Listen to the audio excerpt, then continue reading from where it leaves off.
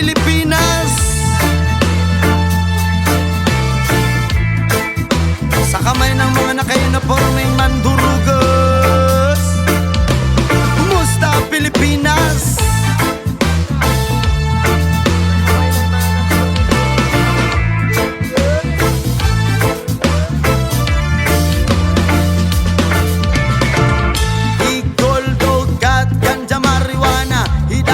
Nang sa ganitong filosofiya, rebelding musika ang ating pinakabugado.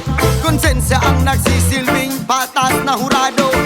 Hindi ko to dapat ipag walang kibo. Sa ganitong paraan hindi ako magdadalawang isip. Nakisiwalat kung sino ang tunay na mga kriminal.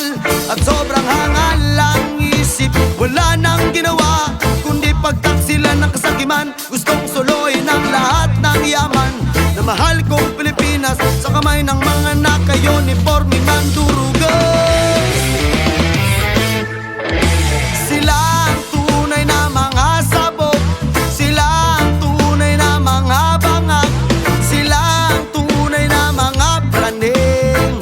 Sila ang tunay na mga kriminal. Sila ang tunay na mga sabog.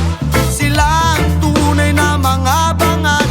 Sila ang tunay na mga praning. Sila ang tunay na mga kriminal.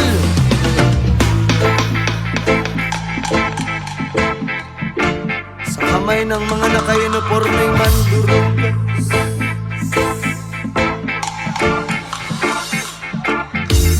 Alak, yosi, pasugala naman.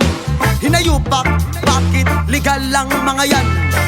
Kung buwis lang ang kanilang idadahilan, eh bakit mas marami pa ang kulang kaysa sa mga napunan? Pampublikong paaralan, kulang-kulang. Pampublikong pagamutan, kulang-kulang. Pampublikong lansangan, kulang-kulang.